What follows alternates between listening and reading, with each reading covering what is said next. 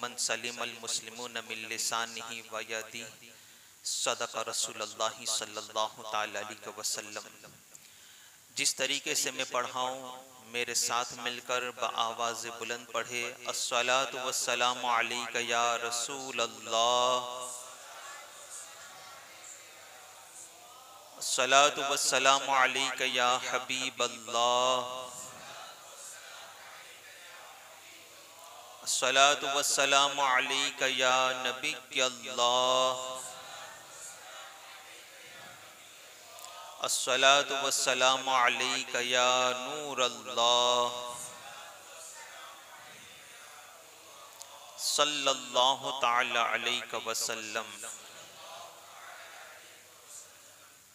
गौसे आज़म बमने बेसरो सामा मददे, क़िबला ए दी मददे, काबा ए ईमा मददे। आला हजरत मुजद्दिद दीन व मिल्लत कंजुल करामत इमाम इश्क मोहब्बत हस्सानुल हिंद इमाम अहमद रज़ा खां मुहद्दिस बरेलवी अलैहि रहमत व रिज़वा हुजूर ताजदार कायनात सल्लल्लाहु तआला अलैहि वसल्लम की अज़मत व शान बयां करते हुए क्या ये खूब फरमाते हैं कि चमक तुझसे पाते हैं सब पाने वाले, चमक तुझसे पाते हैं सब पाने वाले, मेरा दिल भी चमका दे चमकाने वाले। और बरसता नहीं देख कर अब्र रहमत, बरसता नहीं देख कर अब्र रहमत, बदों पर भी बरसा दे बरसाने वाले। और तेरा खाए तेरे गुलामों से उलझे है मुनकर अजब खाने कुर्राने वाले। और आखिर में इमाम इश्क मोहब्बत उम्मत मुस्तफ़ा को दर्स देते हुए फरमाते हैं कि रज़ा नफ्स दुश्मन है दम में न आना, रज़ा नफ्स दुश्मन है दम में न आना, कहाँ तुमने देखे हैं चंद्राने वाले। मेरी प्यारा आका सल्लल्लाहु तआला अलैहि वसल्लम के प्यारे दीवानों, खुतबे मसनूना के बाद हुजूर सरवर आलम सल्लल्लाहु तआला अलैहि वसल्लम की जो मशहूर मारूफ हदीस पाक आपके सामने तिलावत की, खाली के अर्ज़ो समा, मुझे इसके मुतालिक हक कहने, आप तमाम हजरात को हक सुनने और उस पर अमल करने की तौफीक अता फरमाए। इश्क रसूल में डूबकर बावज़ बुलंद एक मरतबा दुरूद पाक पढ़ लीजिए। अल्लाहुम्मा सल्लि अला सय्यिदिना व मौलाना मुहम्मदिन नूरिल अनवार व सिर्रिल असरार व सय्यिदिल अबरार सल्लल्लाहु तआला अलैहि वसल्लम। मेरे प्यारे आका सल्लल्लाहु तआला अलैहि वसल्लम के प्यारे दीवानों, आज कोरोना की इस महामारी के माहौल में कुछ हद तक देखा जा रहा है कि इबादत की तरफ लोगों का जज्बा बढ़ रहा है। कुछ हद तक लोग नमाजों की पाबंदी करते हुए भी नजर आ रहे हैं। कुछ हद तक लोगों ने अपने चेहरों पर दाढ़ियां भी सजा ली है।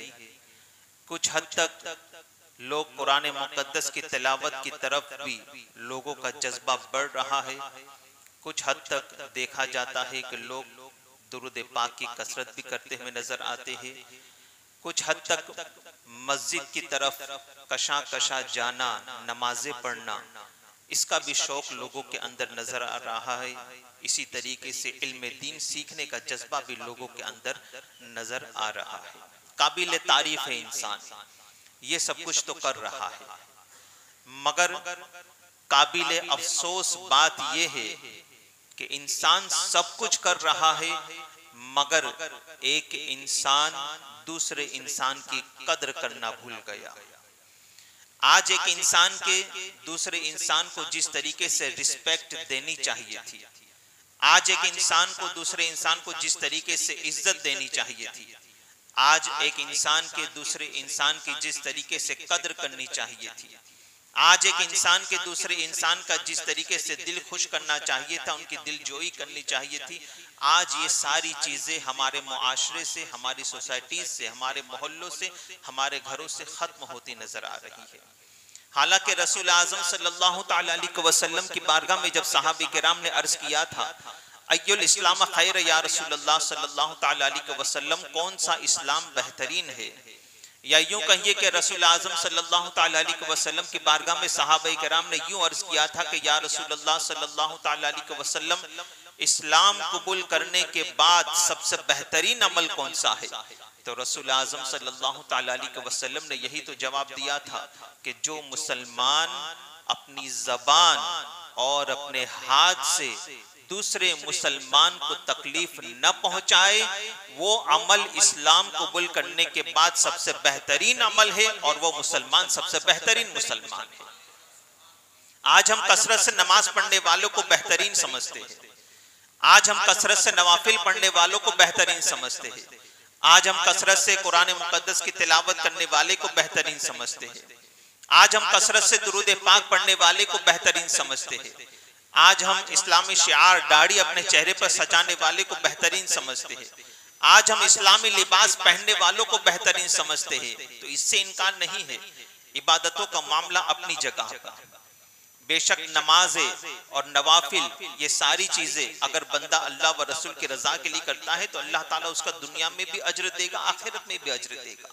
तो इबादतों का मामला अपनी जगह पर, ये सारी बातें हक है, मगर रसूल आज़म सल्लल्लाहु ताला अलैहि वसल्लम ने हमें जो एक मैयार अता फरमाया वो यही तो है। और याद रखो, दुनिया का इंसान किसी इंसान को बेहतरीन कहे, हकीकी मानो वो बेहतरीन नहीं हो सकता। हकीकी बेहतरीन वही है जिसे मुस्तफ़ा ने बेहतरीन कहा हो, जिसे रसूल अल्लाह ने बेहतरीन कहा हो। और रसूल अल्लाह क्या फरमाते हैं? जिसकी जबान और हाथ से दूसरा मुसलमान महफूज रहे। अगर किसी बंदे ने अपनी जबान से किसी मुसलमान को तकलीफ न पहुंचाई, अगर किसी इंसान ने किसी दूसरे इंसान को अपने हाथ से तकलीफ न पहुंचाई, अगर एक इंसान ने किसी दूसरे इंसान को अपने पैरों से या अपनी जिस्मानी किसी आज़ा से तकलीफ न पहुंचाई, रसूल अल्लाह फरमाते वो सबसे बेहतरीन इंसान है, सबसे बेहतरीन मुसलमान है।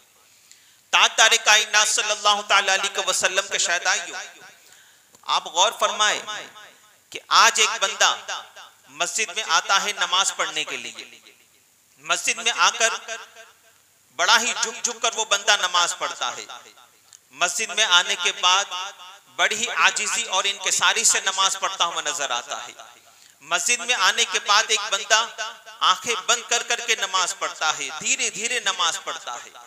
मगर वही बंदा जो अभी मस्जिद में रहकर आजिजी से नमाज पढ़ रहा था, आंखें बंद कर करके नमाज पढ़ रहा था, सुकून के साथ नमाज पढ़ रहा था, तो वही बंदा जब मस्जिद से बाहर निकलता है तो अपनी जबान से आग के अंगारे निकालता हुआ नजर आता है, अपनी जबान से दूसरे मुसलमान को तकलीफ पहुंचाता हुआ नजर आता है, अपने हाथों से दूसरे मुसलमान को तकलीफ पहुंचाता हुआ नजर आता है, अपने पैरों से अपने जिस्मानी आज़ा से दूसरों को तकलीफ पहुंचाता हुआ नजर आता है। वही बंदा अभी जो नमाज पढ़ रहा था, आजिजी व इनकिसारी के साथ नमाज पढ़ रहा था, मगर वही नमाज पढ़ने के बाद बाहर दूसरों को तकलीफ पहुंचा रहा है। पता चला कि उस बंदे की नमाज उसको उस बुराई से नहीं रोक पाई। हालांकि अल्लाह तबारक व तआला ने कुरान मुकद्दस में वाज़ेह लफ्जों में फरमा दिया है कि बेशक नमाज बेहयाई और बुरी बातों से रोक लेती है। इन्ना सलात तन्हा अनिल फाहशाई वल मुनकर, कि बेशक नमाज मुसलमान को बेहयाई और बुरी बातों से रोक लेती है। मगर यहाँ तो बंदा नमाज भी पढ़ रहा है और बाहर निकलकर मुसलमान को तकलीफ भी पहुंचा रहा है। यहाँ बंदा नमाज भी पढ़ रहा है, अपने हाथों से दूसरे मुसलमान को तकलीफ भी पहुंचा रहा है। यहाँ बंदा नमाज भी पढ़ रहा है, अपने पैरों से दूसरे मुसलमान को तकलीफ भी पहुंचा रहा है। पता चला कि उसकी वो नमाज उसको बुराई से नहीं रोक पाई।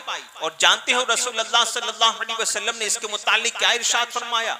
मेरे मुस्तफ़ा जान रहमत सल्लल्लाहु अलैहि वसल्लम इरशाद फरमाते हैं कि अगर किसी बंदे की नमाज उसको बुराई से न रोक पाई तो वही नमाज उस बंदे को खुदा से मजीद दूर कर दिया करती है। वो नमाज बंदे को खुदा से मजीद दूर कर दिया करती है। तो मेरे प्यारे आका सल्लल्लाहु ताला अलैहि वसल्लम के शहदाइयों में अर्ज कर रहा था कि इबादतों का मामला अपनी जगह पर, मगर अगर हम ये सोचते हैं कि अल्लाह तबारक व तआला ने इंसान को सिर्फ सजदों के लिए पैदा किया है, तो याद रखे हमसे कई हजारों साल पहले से, जब से दुनिया भी न बनी थी, तब से अल्लाह के कुछ मासूम फरिश्ते ऐसे हैं जो अर्श मुअल्ला पर तब भी हालत सजदा में थे, आज भी हालत सजदा में है और सुबह कयामत तक हालत सजदा में रहेंगे। खुदा की पाकी बयान करते रहेंगे, खुदा की इबादत करते रहेंगे। अगर हम ये समझते हैं कि अल्लाह तबारक व तआला ने हमें सिर्फ कयाम के लिए पैदा किया है, तो याद रखो, हमसे कई हजारों साल पहले से, जब से दुनिया भी न बने थी, अल्लाह के कुछ मासूम फरिश्ते अर्श मुअल्ला पर तब भी हालत कयाम में थे, आज भी हालत कयाम में है और सुबह कयामत तक हालत कयाम में रहेंगे, खुदा की इबादत करते रहेंगे। अगर हम ये समझते कि अल्लाह तबारक व तआला ने हमें सिर्फ रुकू के लिए पैदा किया है, तो याद रखें हमसे कई हजारों साल पहले से अल्लाह के कुछ मासूम फरिश्ते अर्श मुअल्ला पर हालत रुकू में थे, आज भी हालत रुकू में है और सुबह कयामत तक हालत रुकू में रहेंगे, अल्लाह की पाकी बयान करते रहेंगे, उसकी इबादत करते रहेंगे। और हमारी नमाज कैसी नमाज, और याद रखिए ये जो मैंने आपको बातें बयान फरमाई, सजदा, रुकू और कयाम, ये मुकम्मल इबादत भी नहीं है, ये इबादत का हिस्सा है, मुकम्मल इबादत भी नहीं है। और हमारा कयाम कैसा, हमारा रुकू कैसा, हमारा सजदा कैसा, हम हालत सजदा में हो तो घर का टेंशन, बीवी बच्चों का टेंशन, हालत रुकू में हो तो कारोबार का ख्याल, कारोबार का टेंशन, ये सारे मामलात। मगर अल्लाह के मासूम फरिश्तों का सजदा खालिस सजदा है, उनका सजदा प्योर सजदा है, उनका रुकू, उनका कयाम प्योर कयाम है, प्योर रुकू है। इसलिए कि ये सारे मामलात से अल्लाह तबारक व तआला ने उन्हें पाक और मुबर्रा पैदा फरमाया है। ये सारी चीजें, ये सारे टेंशन उनके नहीं है। तो पता चला हमारे सजदों से कई हजारों गुना सजदे फरिश्तों के बेहतर है, हमारे रुकू और कयाम से कई हजारों गुना कयाम और रुकू फरिश्तों के बेहतर है। तो अल्लाह तबारक व तआला ने आखिर हमें क्यों पैदा किया? जब एक सवाल पैदा होता है कि जब हमसे बेहतर इबादत करने वाले ऑलरेडी मौजूद थे, हमसे बेहतर सजदे करने वाले पहले से मौजूद थे, हमसे बेहतर कयाम करने वाले पहले से मौजूद थे, हमसे बेहतर रुकू करने वाले पहले से मौजूद थे, तो आखिर खुदा ने हमें क्यों पैदा फरमाया? वमा खलक़तुल जिन्न वल इंसा इल्ला लियअबुदून, कि हमने बेशक जिन और इंस को अपनी इबादत के लिए पैदा किया है। तो यहाँ इबादत से मुराद क्या है? आखिर किस इबादत के लिए अल्लाह तबारक व तआला ने हमें पैदा फरमाया है?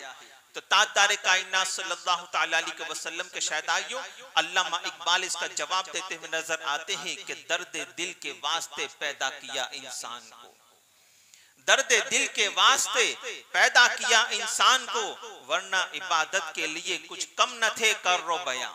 हमें अल्लाह तबारक व तआला ने पैदा किया ताकि हम किसी का दुख बांट सके, हमें अल्लाह ताला ने पैदा किया ताकि हम किसी का दर्द समझ सके, हमें अल्लाह तबारक व तआला ने पैदा किया ताकि हम किसी का दर्द बांट सके, हमें अल्लाह ताला ने पैदा किया ताकि हम किसी का दिल खुश कर सके। ताजदार कायनात सल्लल्लाहु तआला अलैहि वसल्लम के शहदाइयों, मगर अफसोस आज एक इंसान दूसरे इंसान की कद्र करना भूल गया, आज एक इंसान दूसरे इंसान की कद्र करना भूल गया। ताजदार कायनात सल्लल्लाहु तआला अलैहि वसल्लम के शहदाइयों, किसी का भला सोचना और किसी का भला करना, ये सारा सिस्टम आज हमारे मुआशरे से खत्म होता नजर आता है। ये सारा सिस्टम आज हमारे मुआशरे से, हमारे मोहल्लों से, हमारी सोसाइटी से खत्म होता नजर आता है। ताजदार कायनात सल्लल्लाहु तआला अलैहि वसल्लम के शहदाइयों, आप गौर फरमाए कि हजरत अल्लामा इस्माइल हक्की रहमतुल्लाह ताला अलैह यहाँ पर बड़ी ही प्यारी बात नकल फरमाते हैं।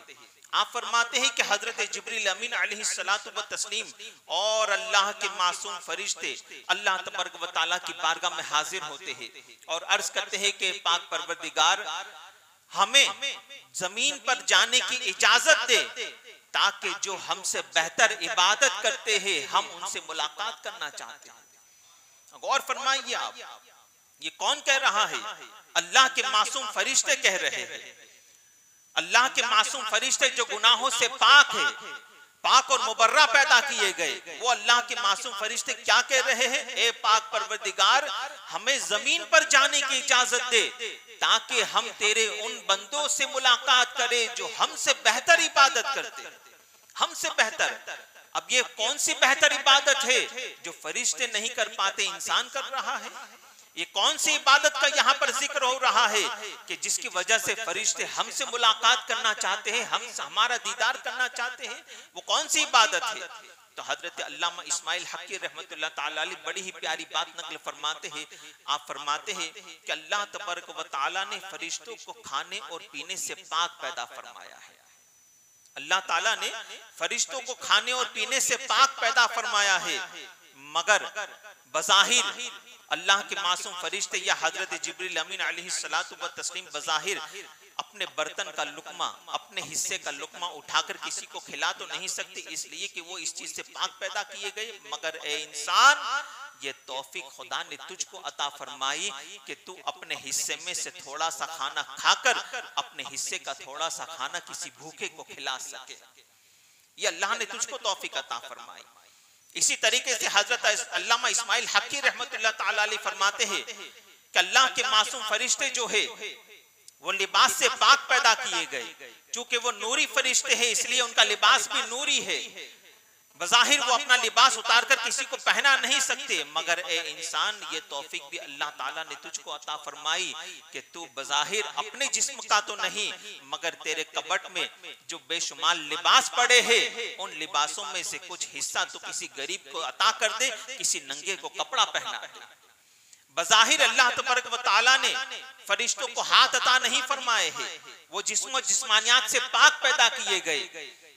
बज़ाहिर तो हजरत जिब्रील अमीन अलैहिस्सलातु व तस्लीम किसी दुखियारे के कंधे पर हाथ रखकर उसको दिलासा नहीं दे सकते, मगर ए इंसान, ये तौफीक भी खुदा ने तुझको अता फरमाई कि तू चाहे तो अपना हाथ किसी दुखियारे के कंधे पर रखकर उसको दिलासा दे सकता है, उसका दर्द बांट सकता है, उसके दुख को बांट सकता है। इससे उसका दिल मन भी हल्का हो जाएगा, उसका दिल भी खुश हो जाएगा।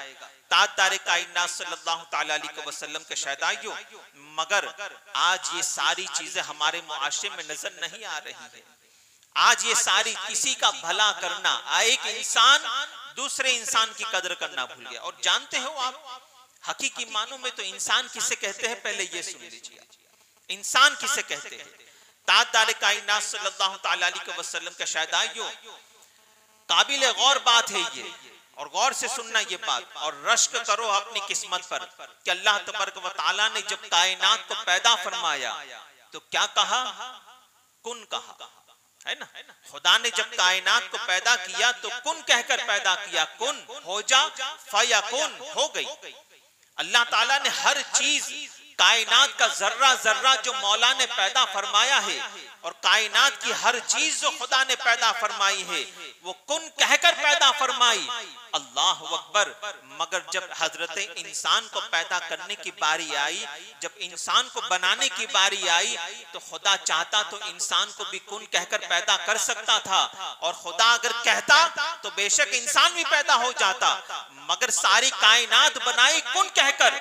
मगर जब इंसान को पैदा करने की बारी आई तो खुदा फरमाता है, खलक़तु बियदैया, मैंने अपने दस्ते कुदरत से इंसान को बनाया है, अपने दस्ते कुदरत से। खुदा चाहता तो कुन कहकर कायनात में इंसान को भी पैदा कर सकता था, मगर अल्लाह ताला फरमाता है, खलक़तु बियदैया, मैंने अपने दस्ते कुदरत से, अपनी शान के मुताबिक मैंने इंसान को पैदा किया है।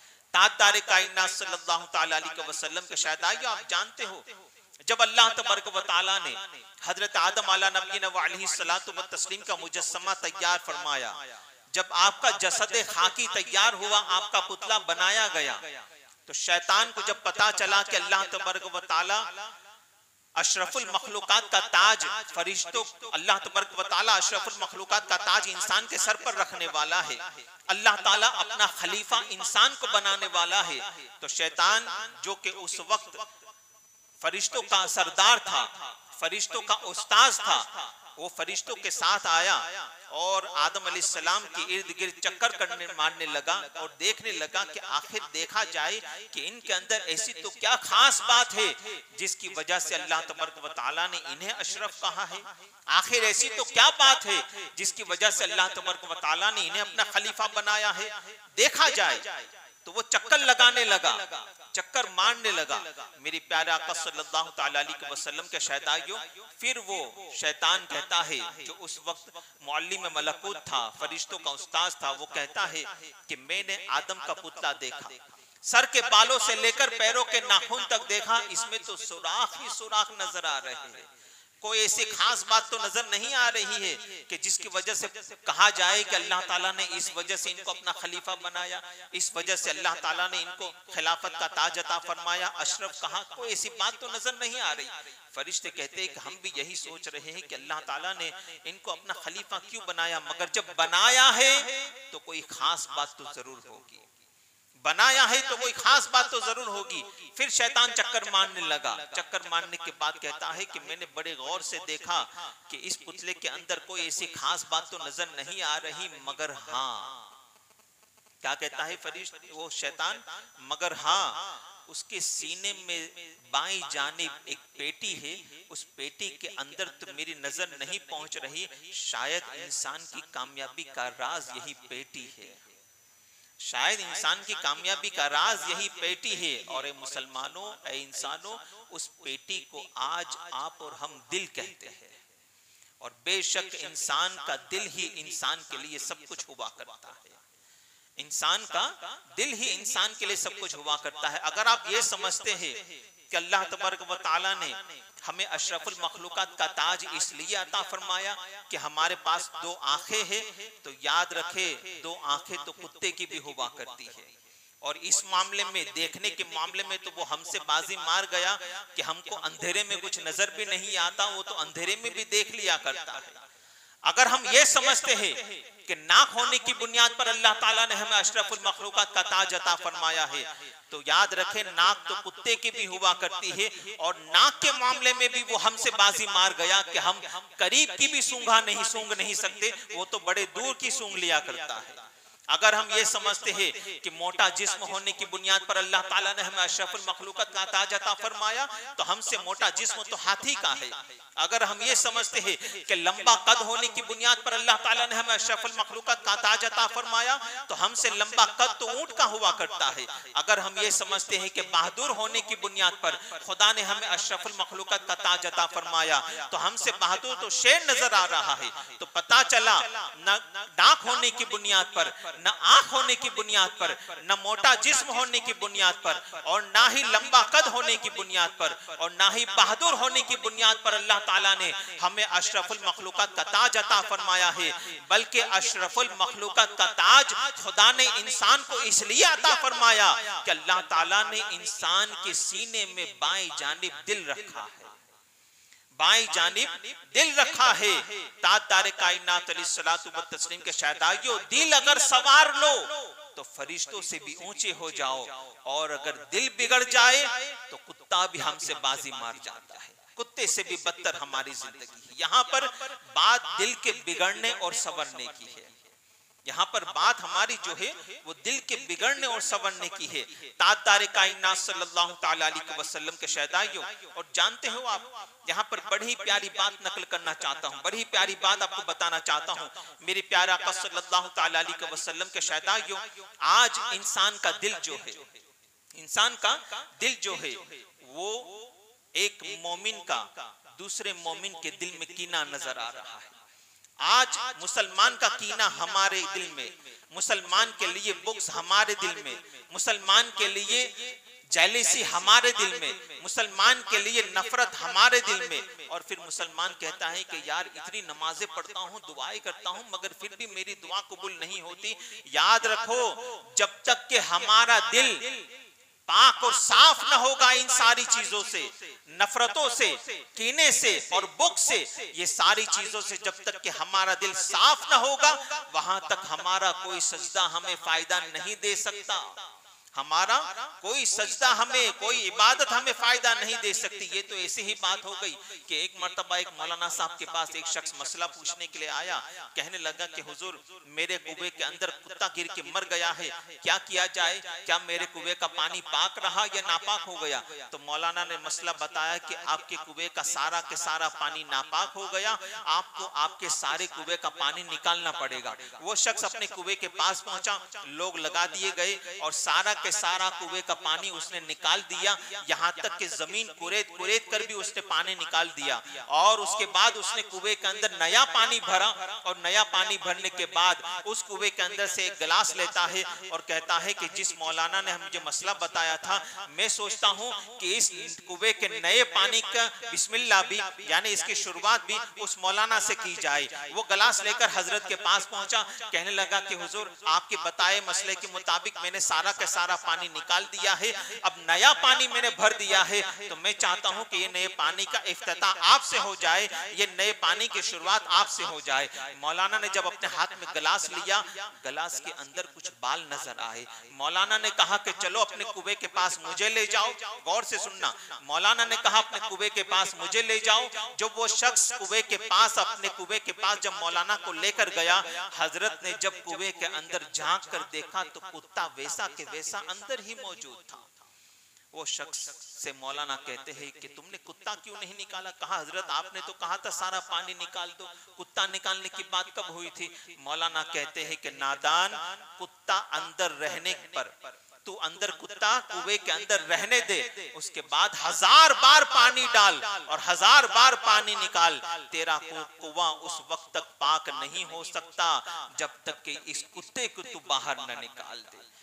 तो मेरी प्यारा अक़ल तस्लीम के शहदाइयों, हमारा हाल भी यही है। जब तक कि हमारे दिल से अना का कुत्ता, जब तक कि हमारे दिल से ये बुग़्ज़ का कुत्ता, जब तक कि हमारे दिल से ये कीने का कुत्ता, जब तक कि हमारे दिल से ये नफरतों का कुत्ता हम बाहर नहीं निकालेंगे, कोई भी इबादत अल्लाह ताला की बारगाह में कबूल हो ही नहीं सकती। कोई भी इबादत कबूल नहीं हो सकती। आज मुसलमान दुआएं करता है, कहता है कि मौलाना इतनी दुआएं करता हूं कबूल नहीं होती। एक मुसलमान के लिए तेरे दिल में बुग़्ज़ नजर आ रहा है, एक मुसलमान के लिए तेरे दिल में कीना नजर आ रहा है, एक मुसलमान के लिए तेरे दिल में हसद नजर आ रहा है, जेलसी नजर आ रही है, ये सारी चीजें तो कर रहा है और उसके बाद तो कहता है कि मेरी दुआएं कबूल नहीं होती। कहां से कबूल होगी? और याद रखो, जब तक के एक इंसान दूसरे इंसान से प्यार न करे, वहां तक उसके दिल में अल्लाह व रसूल की भी मोहब्बत पैदा नहीं हो सकती। वो झूठा है उस दावे में। आज लोग कहते हैं हम अल्लाह व रसूल से मोहब्बत करते हैं और फिर मुसलमान को तकलीफ भी पहुंचा रहे हैं। आज लोग कहते हैं हम अल्लाह व रसूल से मोहब्बत करते हैं, दिल के अंदर मुसलमान का कीना भी पैदा करते हैं। आज लोग कहते हैं हम अल्लाह व रसूल से मोहब्बत करते हैं, दिल के अंदर दूसरे मुसलमान के लिए नफरत भी पैदा कर रहे हैं। वो झूठा है अपने दावे में, इसलिए कि ताज-ए कायनात सल्लल्लाहु तआला अलैहि वसल्लम के शहदाइयों, हजरत इमाम जाफर सादिक रज़ी अल्लाह तआला अन्हु का फरमान मुझे यहाँ पर याद आ रहा है।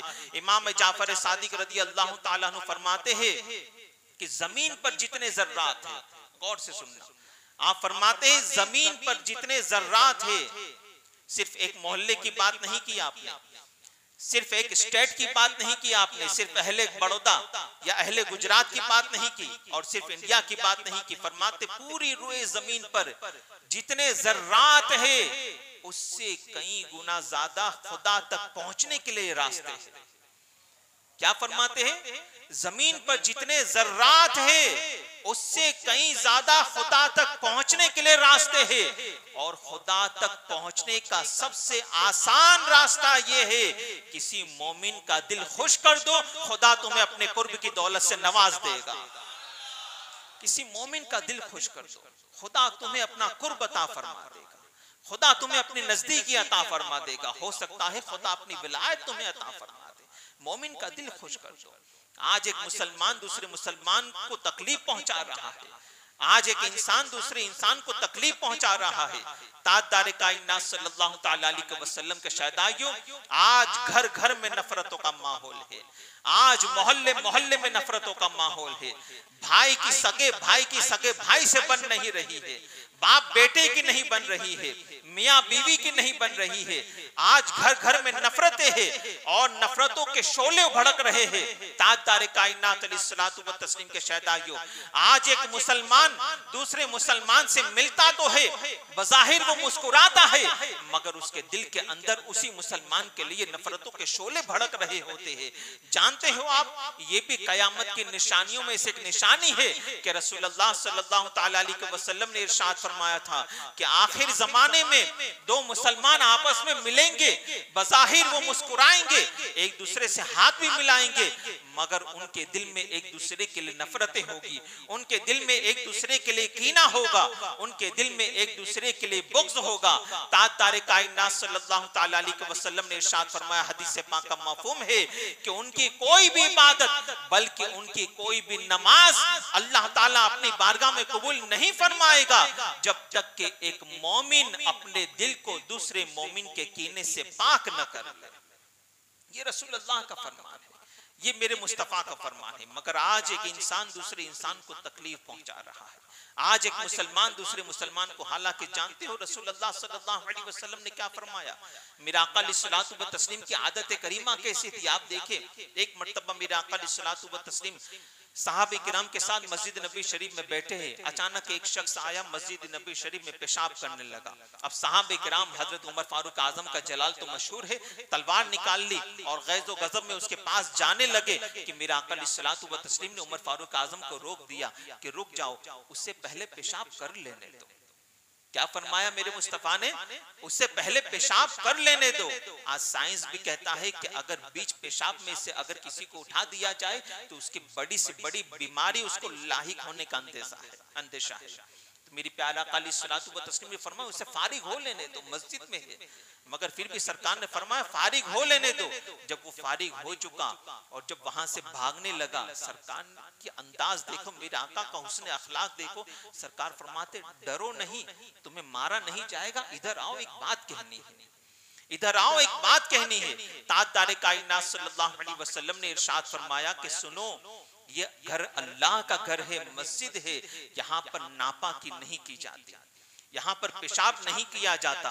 और सहाबे किराम से फरमाते जाओ उस नापाकी को धो लो।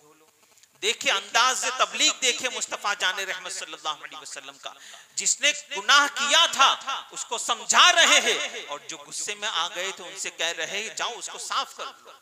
ये अंदाज तबलीग था।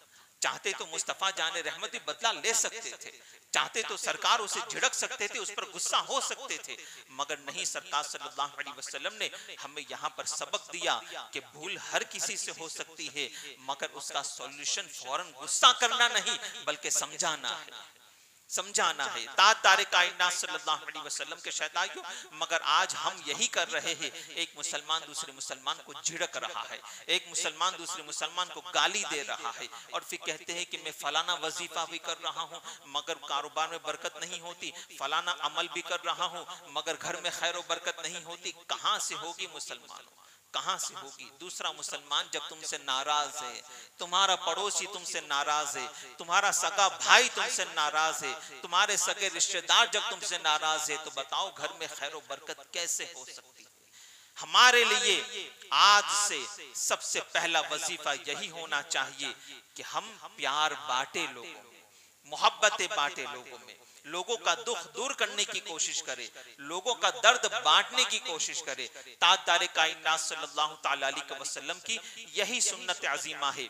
वक्त हो चुका है, इंशाअल्लाह रहमान इसी टॉपिक को आने वाली जुमा को सरकार सल्लल्लाहु तआला अलैहि वसल्लम ने इसी मामले में ताजदारे कायनात अलैहिस्सलातु व तस्लीम सहाबे किराम को किस तरीके से प्रैक्टिकल करते हुए नजर आते हैं और किस तरीके से सहाबे किराम को समझाते हुए नजर आते हैं, इसी टॉपिक पर इंशाअल्लाह अगर जिंदगी बखैर रही तो आने वाली जुमा को इंशाअल्लाह रहमान इसी टॉपिक पर आगे कंटिन्यू गुफ्तगू होगी। अल्लाह तबारक व तआला हम और आपको ताजदारे कायनात सल्लल्लाहु तआला अलैहि वसल्लम के फरमान पर अमल करने की तौफीक अता फरमाए।